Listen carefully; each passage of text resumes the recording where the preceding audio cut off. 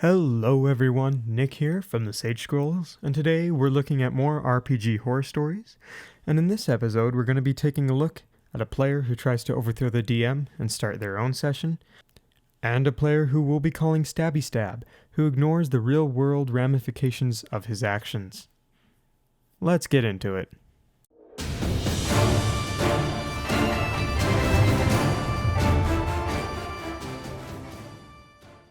This one is posted by user/horrifying truths, and it's called Subpar Player Flips Off on DM, Tries to Start an Uprising. Let's get into it. A little background. I've been running a hell-based homebrew game online for about 3 weeks. I had players that were not the greatest, but then again, it is online D&D.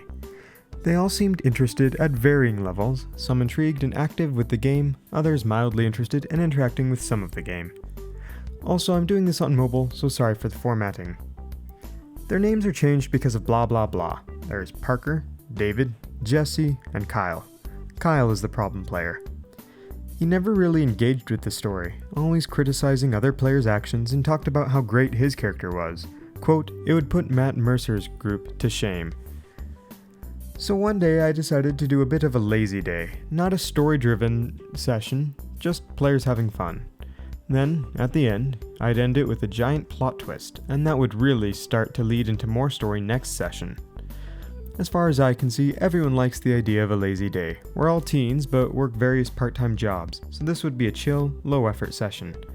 Fun fact, Kyle does not. So we end our session there, and as I thank everyone for playing and prepare to describe the giant worm coming out of the ground and destroying the town, Kyle speaks up. "What the heck, man? That's it?" Me. "Maybe, as you..." Kyle. No, don't change the subject. That session was pathetic. Why are you so tired today anyway? All you do is make D&D stories. That's why you have no friends. Being a DM isn't even that hard, so be quiet and let's keep playing.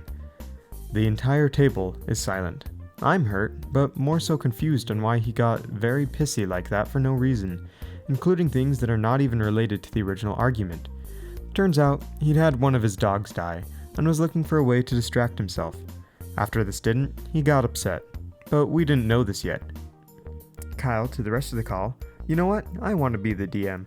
I bet I could do it so much better than this, long string of profanity and insults, ever could. Come on guys, let's do a vote. It's me or Adam." He did not win. TLDR, a player insults me as a person, then as a DM, proceeds to lose a vote between us. Poor guy. Edit. Thank everyone for the support. Went to lunch and I came back with 400 upvotes, that's so much. Edit 2. A few people have asked about Kyle's character. He was a half-orc halfling homebrew race that he made up, and that I stupidly agreed to, and he was a monk ranger fighter combo. His backstory was, and I quote, "none of your business." While this is ordinarily a clever idea when it's player on player, if done right, don't do this with your DM. He was also a min-maxer but put all his points into charisma. Okay, final edit. Just found out that Kyle was lying about his dog dying. That's fun. This isn't the end, however. We have a second post from Horrifying Truths that's a follow-up, entitled, "Player Leaves My Group, Fails to DM His Own." Hello, I made a post about Kyle already, so go give that a read. After leaving my group, he invited one of my players, Parker, to the group. This is recent, but since the story is secondhand, there might be details misconstructed. So Kyle invites 8 people, including Parker, to join his first session as a DM. 7 people came, and we're all excited about the new campaign. Kyle, however, has no experience DMing and spends about half an hour sitting in silence, staring at the DM's guide. After that, he asks if anyone has their characters made. They thought this was session 0, not an actual playing session, so only one person had a character ready. After about 20 minutes, Kyle is getting annoyed at everyone and asking him questions about their characters. He just tells them to look it up, or I don't know, just guess. Finally, the game comes around and Kyle begins the story. You're all in a tavern. What do you do? That's it. The players are confused, the forever DMs playing are giggling to themselves, and Kyle is waiting for someone to do something. One forever DM asks to make a perception check. Kyle looks through the book and finally pulls out his phone to look up the word. He says, "I guess. What are you trying to look at?" The DM responds with, "Anything." After another 10 minutes of confusion, the group slowly starts to disband, from 7 to 6 to 4, and finally down to 2 people, Parker and the aforementioned Forever DM. The DM then offers to help Kyle understand the game a bit better, politely, not accusing or rude or anything, and this is the turning point. Kyle says, "Nah, you're the DM now," and just leaves. If I had to offer my thoughts on the situation, yeah, Kyle's obviously not the best, but you kind of run into these people, and I wouldn't exactly pin it entirely on his fault. Luckily, there wasn't too much permanent harm caused, as long as the user, Horrifying Truths, doesn't take too much offense to Kyle's words. Everyone's just looking for an escape from D&D, and I guess Kyle took it a little too far. Finally, we have by user Ice-T a Nice Tea on RPG Horror Stories. Their post is entitled, "New player tries to kill everything and gets bored when he can't." Let's get into it. Okay, so this is my first time running a campaign. I didn't know how to write one, but really wanted to learn to DM, so I picked up Baldur's Gate from 5th edition to run. First session, and it's the run-of-the-mill go to tavern and find important person. Player in question, now dubbed Stabby, is with our group. First time as a player, and in a group of 6 players total. Yeah, it's big. They're waiting to play a game of Baldur's Bones, a dice gamble game from the campaign, and he gets impatient that the table is full. I tell him he needs to wait, and says, "Okay." I stab one of them and take his seat. So at this point I kind of stop, and the rest of my players are like, "Come on man, you can't just do that."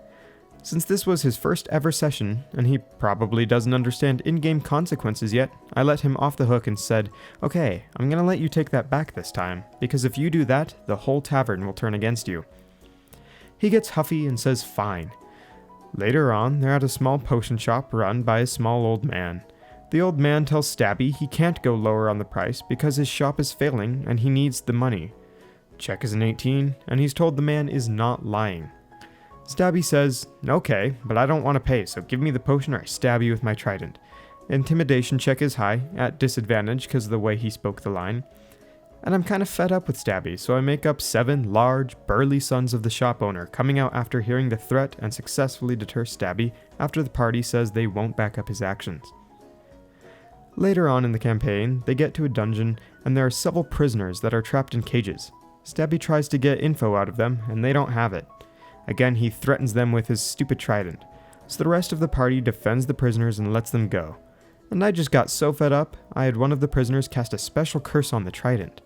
The wizard identified this curse to be one that causes the wielder to become attached to the item and be unable to let it go, and that any attacks made not through self-defense with it would be at disadvantage and take away 1 hit point. He had to go through a real tough process to get it uncursed, and left after, quote, "This game is too boring." Edit. Thanks guys, I appreciate your comments and critiques on my campaign and DMing. I didn't want to have my players leave because I'd a bad DM or unfair. I'll try and talk to Stabby again and see if we can work things out and he can come back.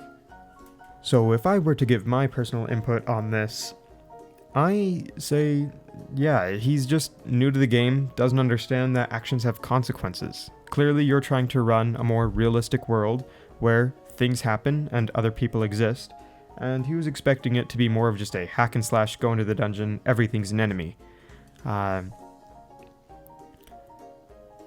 appreciate that you gave him a warning in the tavern that he could take it back and that people would turn against him, but I don't think it really helped because he didn't understand that there were people with actions and consequences. I enjoyed the 7 burly sons, and I would have actually let him do the action. I'd let him try and stab the shop owner or try and stab the man to take a seat, and in-game, then have him get beat up. I wouldn't let him die, but, these aren't necessarily enemies. And you shouldn't always try and cater to just one person, but throw in some combat. Give him some people to stab so he can kind of learn a difference of these are enemies and these are just NPCs, they haven't done anything wrong. Then, if he's still in the mood for just stabby stab, or maybe he's super into, my character would do that, my character's a lone wolf. There are those people out there.